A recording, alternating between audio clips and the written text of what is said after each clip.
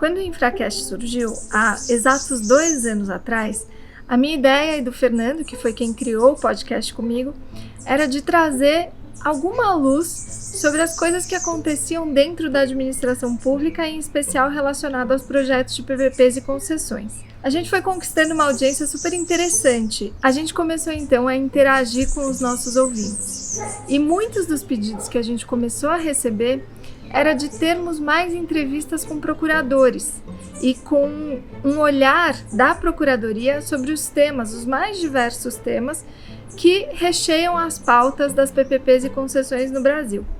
Foi aí que surgiu a ideia, então, de a gente fazer o Noite Adentro com Saneamento. Esse é o novo quadro do Infracast, um quadro que surgiu dessa ideia de trazer uma voz para as procuradorias e de interagir mais com a Procuradoria do Estado de São Paulo, que vem de forma emblemática, desenhando os rumos de aplicação efetiva do novo marco de saneamento, a Lei 14.026 de 2020, que fez aniversário recentemente, e foi nesse contexto que eu convidei 4 procuradoras super experientes, que na verdade são idealizadoras do Noite Adentro junto comigo, são todas procuradoras do Estado de São Paulo e todas elas atualmente integram a assessoria jurídica do gabinete do governador do Estado de São Paulo. A primeira delas é a Inês Coimbra. A Inês é justamente a procuradora coordenadora da assessoria jurídica do gabinete do governador do Estado de São Paulo e ela tem vastíssima experiência atuando na procuradoria.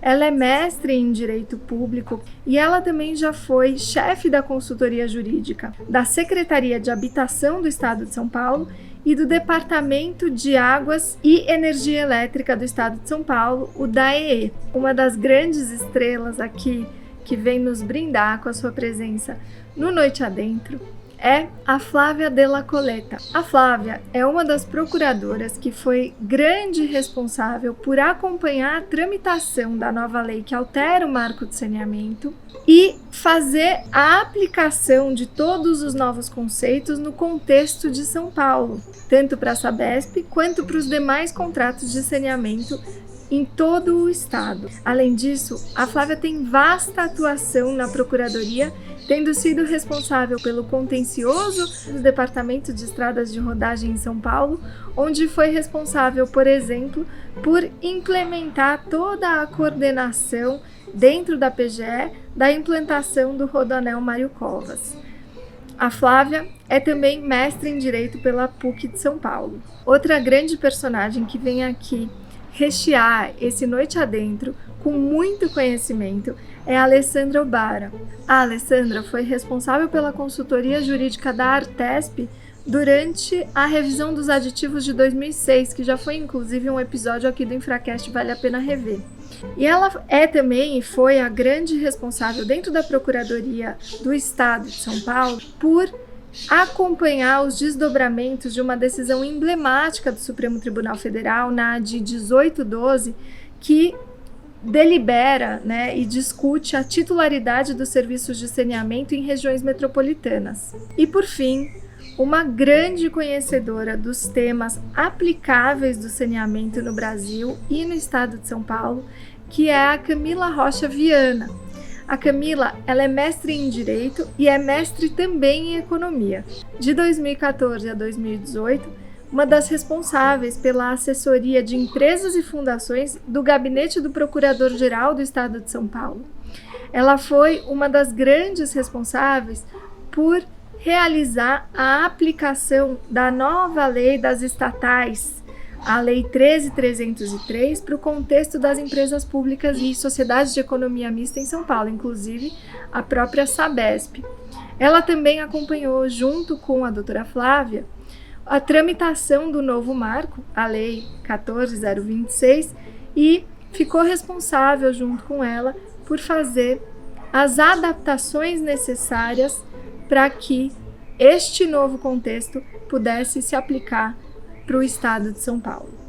Vocês estão vendo que eu estou super bem acompanhada nessa jornada do Infracast com o Noite Adentro com Saneamento. Vale a pena acompanhar. Mais Noite Adentro com Saneamento, aqui na presença das minhas queridas e maravilhosas especialistas em saneamento e na casa da nossa maravilhosa também, doutora Inês. Muito obrigada de novo por mais uma noite, né, meninas, ter nos recebido aqui com todo esse carinho, com todo esse amor e nessa casa espetacular, né? Pois então, hoje para falar de um tema super importante, muito especial. O novo marco, quando foi publicado, foi muito celebrado, muito discutido, e um dos temas, né, que todos nós aqui discutimos, com certeza foi a privatização das relações do saneamento e trazer players privados para essa cadeia de prestação de diversas atividades, né, de água, esgoto, resíduos. E uma das coisas que sempre acompanha essa notícia de que o privado vai passar a prestar os serviços de saneamento diz respeito à tarifa e à justiça tarifária também. E um tema, então, que acompanha sempre esse ambiente, né, de privatização, de concessões, de PPPs e de trazer a iniciativa privada cada vez mais próxima é se não haverá uma distorção nas tarifas, em especial o que vai ser feito com relação às comunidades, né? O que vai ser feito com relação às pessoas que hoje já possivelmente não têm acesso a esses serviços e com a entrada da iniciativa privada, será que isso vai se acirrar? O que o novo marco fala? O que o novo marco traz de novidades? Vamos começar a falar sobre esse tema que é realmente absolutamente muito importante. A gente precisa ir um pouco antes dessa alteração do novo marco regulatório, porque já a segurança jurídica em relação a investimentos em núcleos urbanos informais, né, como a gente costuma falar, nossa, já é uma discussão que vem de longa data. E é interessante, porque acho que eu já comentei numa outra noite,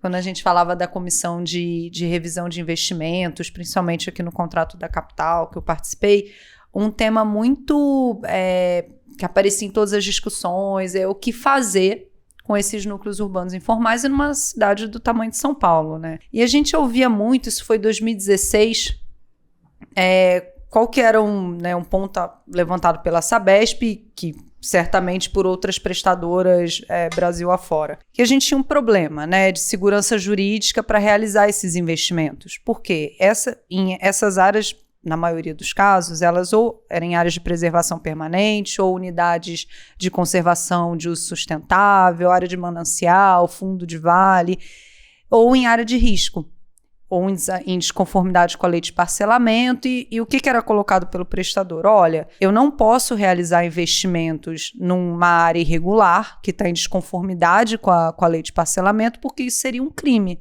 de acordo com a lei de parcelamento a 6766 de 200 anos, sei lá, 67, nem me lembro mais, muitos anos.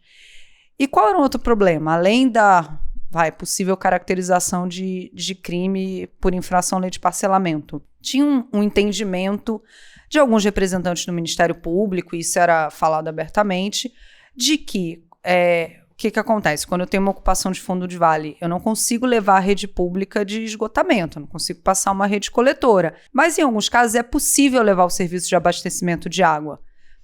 Mas o que se falava? Esse descasamento de levar o abastecimento de água primeiro e o esgotamento, sabe-se lá quando, ou daqui a 10 anos, geraria uma poluição, tornaria a companhia de saneamento uma poluidora, e aí caracterizando um crime ambiental. Então, era um pouco esse universo que sempre é levantado, olha, mas o que fazer com as áreas, né, com os núcleos urbanos informais? Não, a gente não pode investir, ou só pode investir com determinação judicial. Tinham várias ações civis públicas, ação da defensoria, justamente para levar o serviço, ainda que por métodos alternativos. E métodos alternativos seria o quê? Um caminhão-pipa? Caminhão-pipa, um fosso, mas principalmente levar o serviço, fazer investimentos, ainda que investimentos em infraestrutura permanente. Depois de muita discussão, enfim, pela PGE, com a PGM, com a própria Sabesp, o que fazer, né? Porque é uma realidade que está posta, eu preciso incluir essas pessoas. Então, na época, isso foi 16, um artigo que a gente levantou, que é um dispositivo que estava na lei do Minha Casa Minha Vida, que era de 2009, Sim. que depois foi revogado. Falava, olha, é possível investimentos em infraestrutura essencial, em núcleos urbanos informais, ainda que não tenha ocorrido ou não tenha sido concluída a regularização dominial. A gente falou, olha, esse dispositivo ele dá um certo conforto, para que sejam realizados investimentos, e em relação à legislação ambiental, se for possível demonstrar por um cronograma de investimentos, um planejamento dentro do contrato, de que há uma intenção de se dar uma solução para o esgotamento, é evidente que, enfim, não tem um descasamento, ou o descasamento decorre de impedimentos técnicos, né? Enfim. Isso em 2016. E logo depois, em 2017, veio a lei da REURB, da regularização de núcleos urbanos. E essa lei, eu acho até que mais do que o novo marco, né, a Flá pode falar melhor, ela mudou realmente o panorama, porque ela falou, olha, é possível que os projetos de regularização fundiária, eles ocorram em áreas de preservação permanente, áreas de mananciais, áreas de risco, se esse risco puder ser contido, gerenciado de alguma forma. Então, esse é um primeiro ponto. Ele tem uma outra disposição que fala, é possível realizar investimentos em infraestrutura essencial, e aí ele lista expressamente o saneamento, né, esgotamento e abastecimento, antes, durante e depois da conclusão da REURB. E ele fala também que uma vez implementado o serviço, é obrigatória a conexão na rede. E eu acho que entra na sua primeira questão em relação a e como quem vai pagar essa tarifa. A Flávia vai entrar nisso melhor, as meninas também, mas eu acho que, assim, antes da lei do novo marco, essa já era uma questão muito sensível e muito difícil de ser, porque de um lado você tinha um problema de segurança jurídica com o prestador de realizar investimentos com um arcabouço normativo que não dava a segurança necessária, veio a lei da REURB e aí depois veio o novo marco. Acho que em alguma medida a Flá pode falar melhor, incorporou esses avanços, né? Flá, já vou te passar a palavra, mas só para reagir a uma questão que a Ká colocou e até para, enfim, responder à provocação que eu fiz logo no início, né, na abertura desse capítulo, me parece, e aqui para a gente discutir mesmo, e eu gostei disso que a Ká falou, né, esse sempre foi um grande desafio e a gente tem uma percepção de que o Estado, né, é quem tem melhores condições de lidar com eventuais hipossuficiências, eventuais desafios dessa natureza, mas a gente começou a discutir medidas e formas de enfrentamento desse desafio uma vez que a gente viu que a iniciativa privada poderia somar esforços, não só a iniciativa privada, né? Aqui, lógico, a gente está falando da Sabesp, a gente está falando das empresas estatais também com um olhar de carinho e também de reconhecimento da importância desses prestadores histórica e presente também. Mas o novo marco veio e, enfim, toda essa conjuntura que a Ká acabou de apresentar chegou trazendo também uma forma de unir esforços, olhar para o problema, olhar para o desafio e tentar, então, superar esse desafio com regras que são impostas para o prestador e que são acompanhadas pelo Estado com um olhar de quem fiscaliza e não de quem executa, né? Então, assim, o desafio de você levar o serviço, levar a atividade, seja por fontes alternativas, métodos alternativos, ou mesmo pela rede, como você acabou de falar, ele fica mais viável, ele fica mais superável, uma vez que você coloca todo esse panorama de trazer outros atores também para esse universo, né?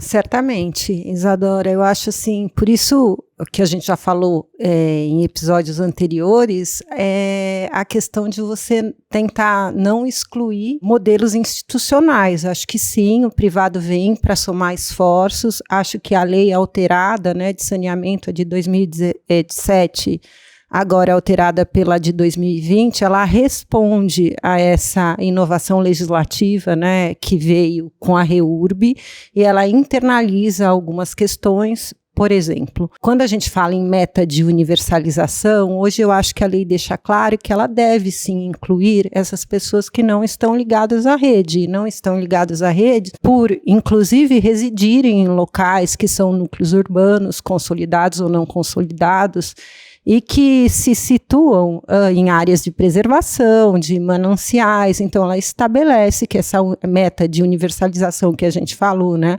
de 99% e 90%, se for água ou se for serviço, né, de esgotamento, ela prevê expressamente que o regulador pode permitir que esse atendimento, seja de água, seja de esgotamento, seja feito por métodos alternativos.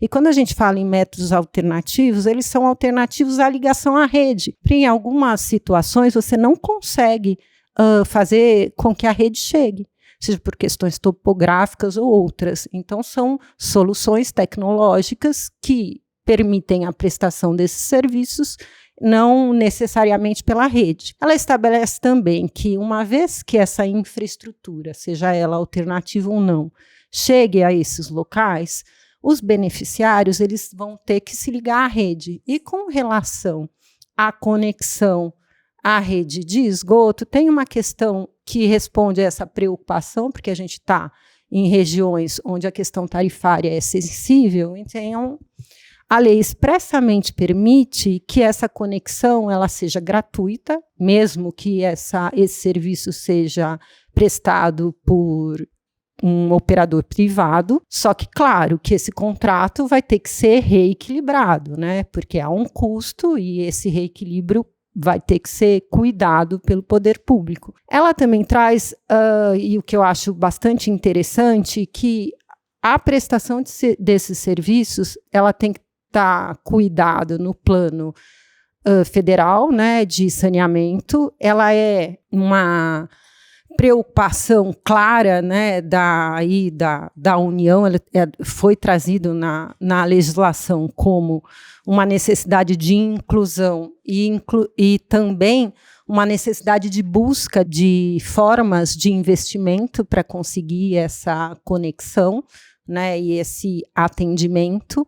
E o plano vai internalizar que a União tem como meta a realização de obras e infraestrutura nessas localidades. Então, eu acho que, de alguma forma, a legislação busca responder a essa preocupação, a essa necessidade de atendimento dessas pessoas que não estão conectadas à rede, pensando que isso vai ser feito com uma soma, né, de esforços e também com os esforços privados. Então, essa preocupação de estabelecer claramente que as metas elas incluem, né, essas localidades e essas pessoas, né, de baixa renda que estão hoje sem conexão à rede e sem a prestação dos dois serviços, precisa ter uma soma de esforços, inclusive com relação ao financiamento. Você sabe que eu gosto bastante desse tema. Eu acho que talvez esse seja o episódio central de todas as conversas que a gente teve aqui no Noite Adentro. Porque, no fim das contas, é do que se trata. Todo o esforço é para trazer esses núcleos e as pessoas que estão excluídas do sistema para dentro do sistema. O esforço da lei é esse, né, em larga medida. Agora, a gente tem o que já foi dito pela Camila, pela Flávia, enfim, um desafio de incorporar novas tecnologias, porque trazer essas pessoas e trazer vários núcleos para dentro do serviço é reconhecer realidades postas. Eu acho que esse é um grande mérito da lei da REURB, porque ela olha para a realidade posta, para o que existe, e reconhece que não é factível remover e realocar todas as comunidades, todas as pessoas, por várias razões. Então a gente precisa olhar para as coisas como estão e conferir a essas comunidades um acesso a um direito muito elementar, que é o direito à propriedade, enfim, e que traz consigo o direito a acesso a serviços públicos básicos. O saneamento está certamente entre esses, exatamente. Essenciais, né, Inês? E há um desafio que será posto cada vez mais para os prestadores públicos, privados, e quem sabe os privados podem agregar nesse sentido, quem sabe a ampliação desse serviço para que os privados passem a prestar, isso possa trazer um ganho no sentido de novas formas alternativas de prestação do serviço que atenda vários tipos de núcleos, porque existem até por realidades, como a própria Flávia disse, topográficas, de aclive e declive, a rede tradicional, tal como a gente conhece, essa que a gente tem em casa, que liga a água e tudo acontece, que muitas vezes não vai resolver o problema dessas comunidades. Então, é preciso pensar em soluções alternativas. E aí eu trago uma outra questão, um outro desafio que me parece interessante nesse tema, porque aí as meninas falaram, tudo bem, disseram o seguinte, não, ótimo, eu tenho um arcabouço normativo que me traz segurança jurídica para intervenção, para trazer o serviço para esses núcleos, não havia antes, senão o prestador era tido como poluidor, aí veio a lei da Minha Casa Minha Vida, aí a lei da REURB, então, resolve esse problema, então vamos trazer vamos colocar todo mundo para dentro do serviço. Mas isso significa incluir, e aqui a gente está falando especialmente da população de baixa renda, e aqui talvez entre nessa sua primeira provocação das tarifas sociais, enfim, incluir essas pessoas. Acho que há um desafio que, se, por um lado, a gente resolve o problema de segurança jurídica desses investimentos, por força desse arcabouço normativo, por outro, como é que a gente faz para garantir a sustentação econômico-financeira desse serviço? É preciso pensar na capacidade de pagamento desses novos usuários que serão incorporados. Sim. E eu acho que, e aqui eu chamo a atenção, a nova a lei que altera o marco, né, essa que da qual a gente está falando, ela traz um dispositivo. A lei anterior já falava da possibilidade de suspensão do serviço de água, né, de prestação de água.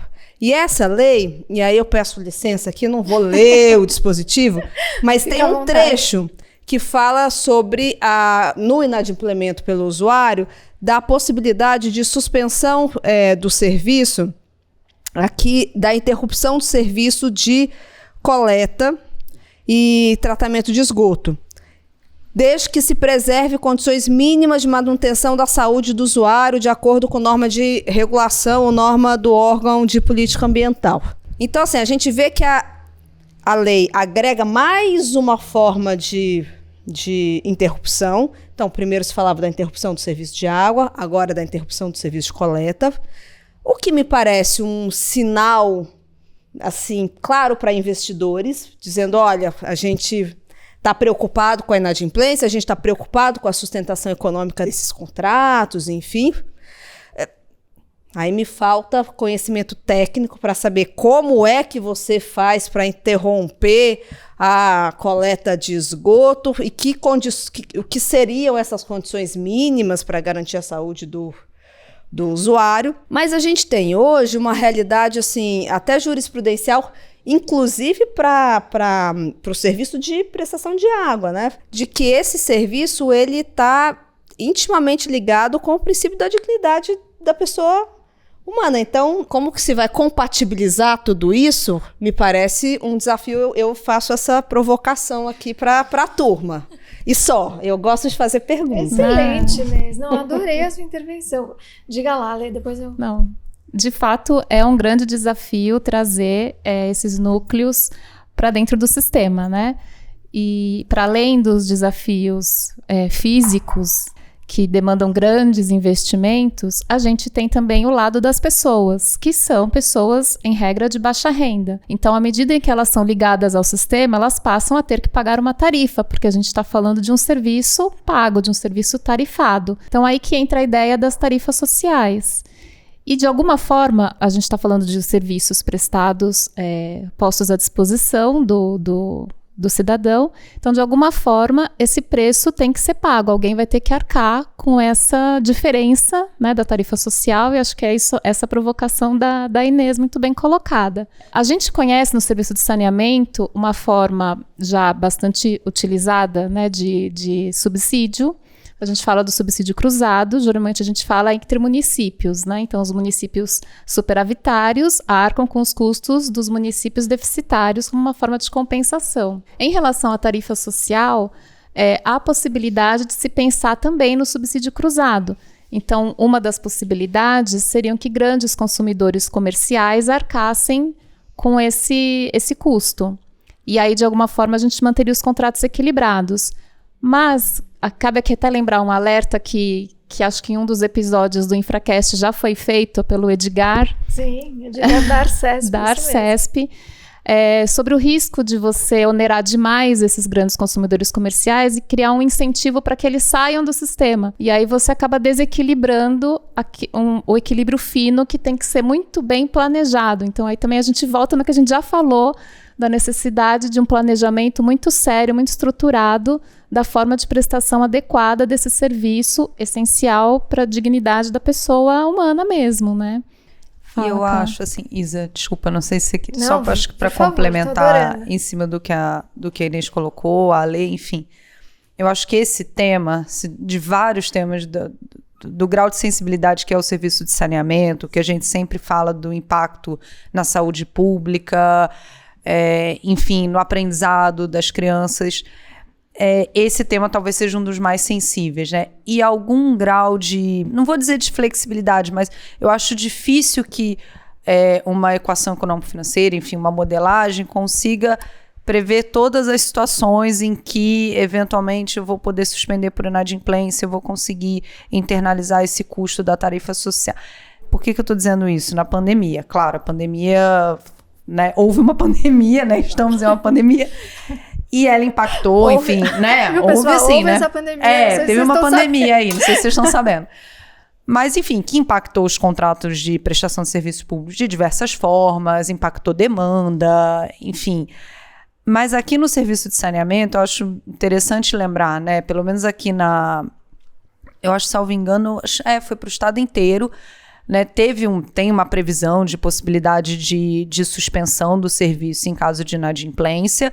E essa possibilidade de corte, né, que a gente chama, ela foi suspensa, né, durante o período da pandemia. E assim, como você contorna? Foi um fator imprevisível e foi dada uma solução. Por quê? Porque o grau de inadimplência disparou. Imagina, no meio de uma pandemia, todo mundo falando, né? Lavem as mãos e você corta e você não tem água. Não, pelo amor de Deus. Se tem um ponto, acho que está intrinsecamente ligado até a uma política pública de universalização, independente propriamente da meta de universalização da lei, é você solucionar saneamento em núcleo urbano informal, né? Eu acho que isso... Não, excelentes as colocações de vocês, e até nesse ponto, né, agregando aqui tudo que vocês falaram, e acho que a Ká fechou com chave de ouro essa ideia para a gente, né, discutir aqui, que é o fato de que a gente tem projeções econômico-financeiras que vão ou não se concretizar, possivelmente não exatamente da forma como a gente projetou por X anos, 30 anos, né? E eu ia provocar vocês no seguinte sentido. Rio de Janeiro, a nossa economista, advogada, carioca, inclusive pode aqui... Petropolitana. É isso mesmo, por favor, metropolitana, isso mesmo. Pode até aqui nos dizer, né, a SEDAI, um grande desafio, né? 4 blocos, sendo 3 bem-sucedidos, digamos assim, né? Naquilo que a gente coloca como resultado bem-sucedido de uma licitação. E uma oferta aqui, uma outorga, sei lá, que beira 30 bilhões de reais. E um grande desafio no Rio de Janeiro de você realmente subir as comunidades, né? De você levar infraestrutura de saneamento, serviço de saneamento, seja por novas tecnologias, como a Inês falou, ou por outras formas, até quero comentar um pouco sobre isso, e um apetite muito grande do mercado, um acreditar muito forte do mercado de que é possível transpor esse desafio e, portanto, essa aposta realmente muito enfática, né, inclusive em termos de grana, de levar esses lotes e realmente apostar que o sistema vai ser equilibrado o suficiente, rentável o suficiente, atrativo o suficiente para viabilizar uma outorga na partida tão, né, contundente. Uma das coisas que eu ia provocar vocês tanto com relação a essa pergunta que a Ká fez, né, poxa vida, como é que a gente aposta nisso, nessa sustentabilidade econômico-financeira, nessa rentabilidade, nesse lucro e de fato, coloca a iniciativa privada para prestar um serviço como esse, apostando que vai dar certo.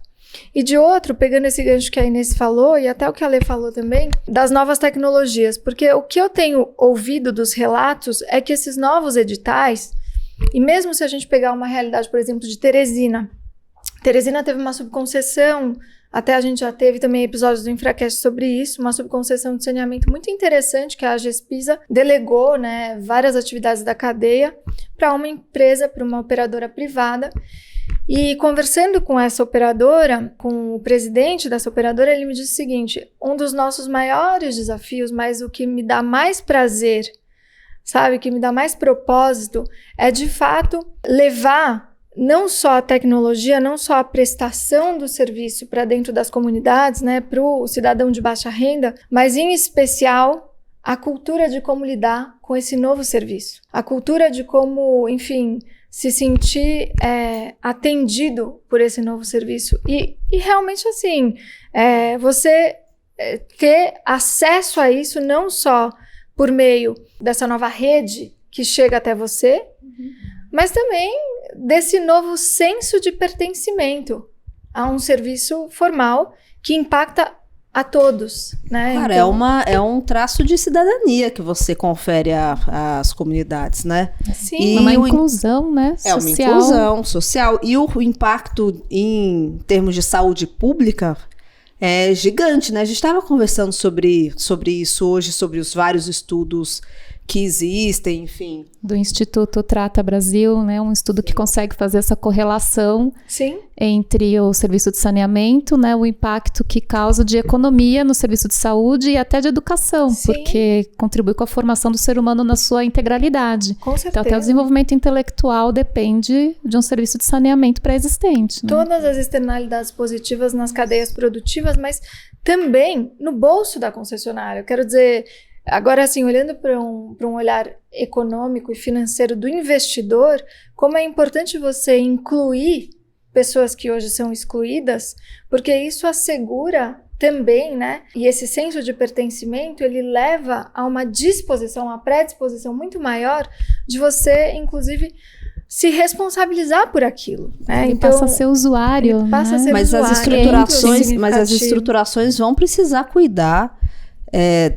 da inadimplência, porque certamente. É um fato, as estruturações, as regulações, e aí, de novo, metas iguais para todo o país, uma regulação com diretrizes iguais, isso vai precisar ser tratado. E eu acho que essa preocupação vai passar deve permear a decisão dos governos, de uma forma geral, do poder público, na hora de colocar esse serviço integralmente na mão do privado, manter algum nível de Subsídio na veia, né? Mas além do subsídio de prestação... Eu acho, não sei o que vocês acham, Isa, meninas, eu acho que também o privado, ele aposta muito no ganho de eficiência.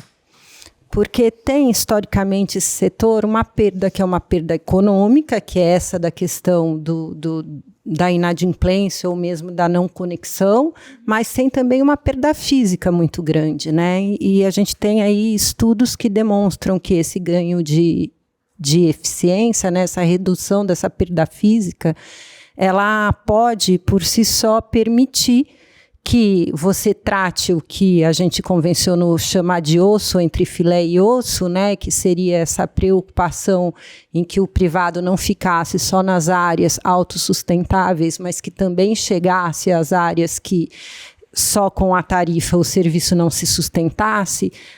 Né, e eu espero muito que todo esse otimismo se concretize, essa possibilidade de que essa redução e esse de perda advinda do ganho de eficiência por novas tecnologias, ou mesmo que não sejam novas tecnologias, mas que se cuide para que seja na captação ou na distribuição, você não tenha perda física, você consiga com isso, sem necessariamente aumentar a tarifa, fazer essa ampliação, essa universalização tão desejada, né? Que é algo assim que, para o nosso país, é para hoje, né? Eu acho que por isso a lei também internalizar as metas, por mais que a gente possa criticar que só legislando a gente não resolve os problemas, né? Mas é um início.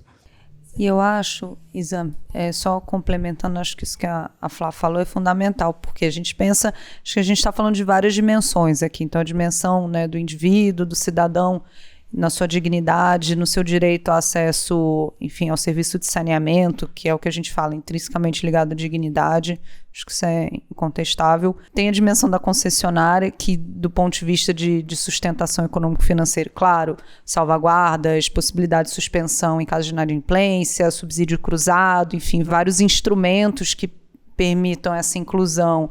E como a Flávia colocou, a questão da redução de perdas, por quê?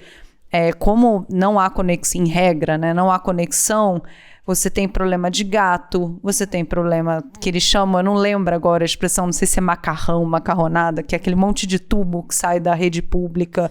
Então você tem um problema de contaminação da rede e você só resolve com investimento, com intervenção.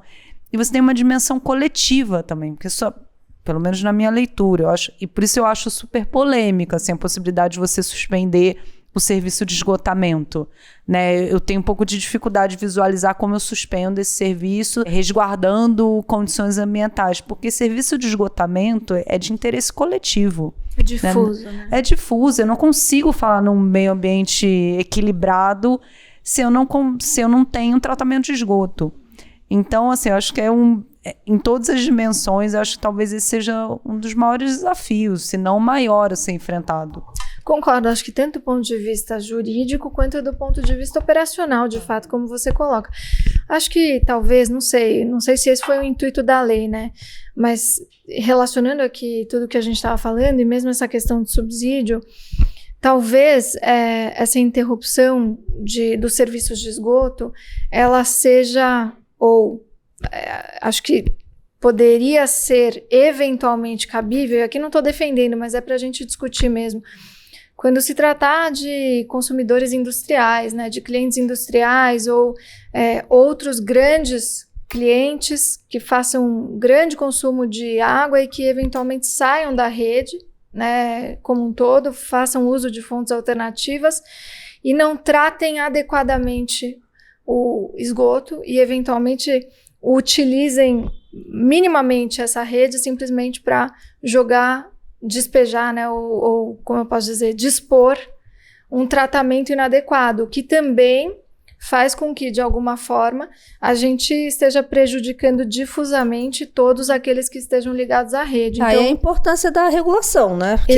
Que é o que vai definir e separar o que é o que no caso da suspensão. Até porque senão a gente vai lidar de novo com um nível de judicialização enorme, que é o que a gente já vê hoje.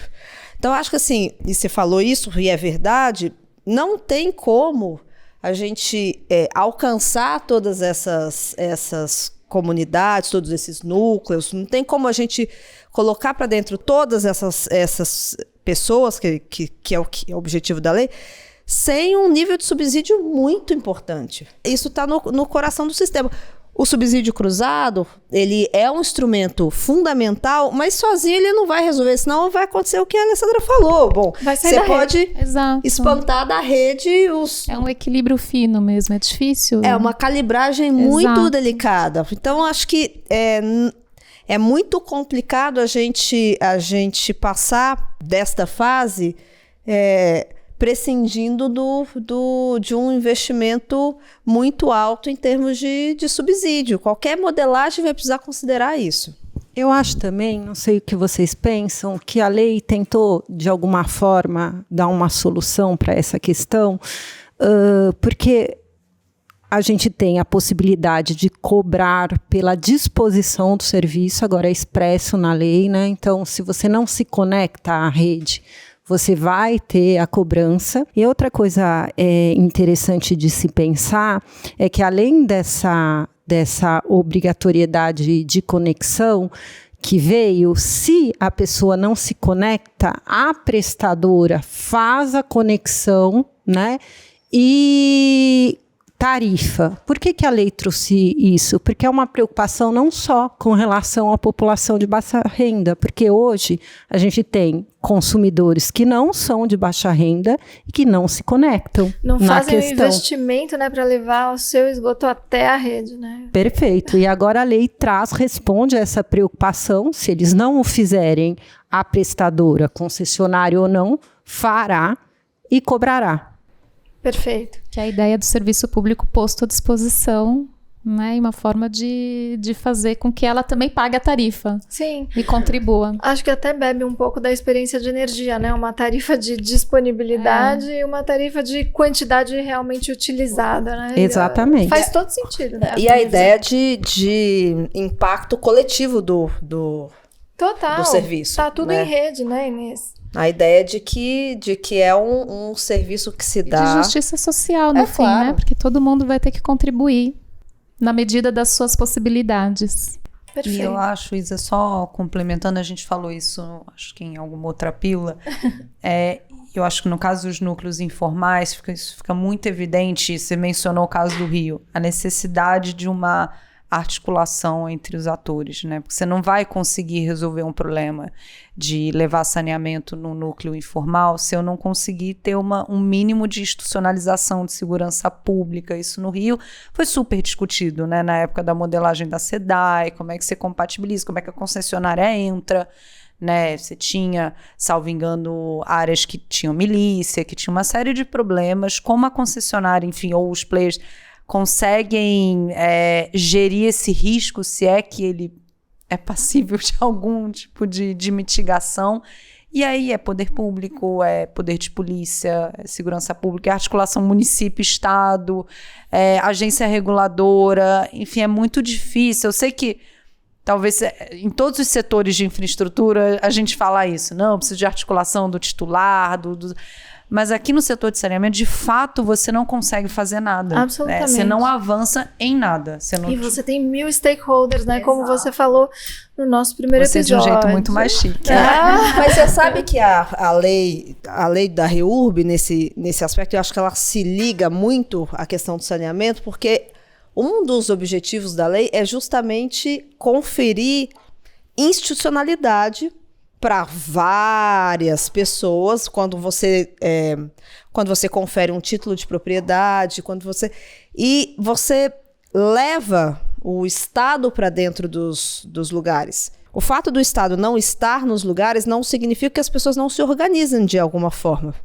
A gente teve uma experiência como professora do Rio, que fez um trabalho muito interessante na comunidade da Amaré. Ela fez um trabalho muito grande, uma questão de regularização fundiária, enfim. E ela explicando que os moradores, eles se organizavam na associação comunitária. Então, as aquisições, as alienações eram todas registradas lá. Ela perguntou para um deles, mas por que você vai lá na associação fazer isso? Ela falou, mas como assim? Quem não registra não é dono. E, então a lei da REURB, ela vem olhar para essa realidade e abre espaço para serviços como o saneamento, olhando para essa realidade também. E é óbvio que na prática essas coisas precisam ser compatibilizadas. Claro. Porque senão a gente vai continuar com uma lei teórica que não vai conseguir se implementar. E essa é um grande desafio para uma prestação privada. Perfeito. Aliás, né, gente, eu acho que o saneamento mostra que está tudo absolutamente integrado. A gente está aqui falando sobre isso, falando sobre a integração mesmo desse ponto que a Inês toca, que é fundamental, né, de como, enfim, a organização, seja do Estado ou outra organização, ela funciona e como ela tem que ser integrada nessa realidade. A Cá fala dos atores, né, e dessa integração de atores. E assim como este tema que a gente está discutindo hoje, nessa noite, também está integrado com todos os episódios que a gente fez até agora. Então, para quem não assistiu, vale a pena voltar lá no primeirinho em que a gente fala sobre cada uma dessas coisas e para a gente poder avançar para os nossos próximos temas aqui. Mas esse, com certeza, Inês, concordo plenamente com você, é um dos mais fundamentais e eu espero que a gente possa seguir aprendendo, resolvendo desafios e aprimorando os caminhos do saneamento, do desenvolvimento, por que não, da dignidade humana. Eu só queria, Isa, dedicar esse episódio à Ariana. Especialmente, que nos fez uma provocação muito importante. Então, Ari, obrigada. pra você. Obrigada.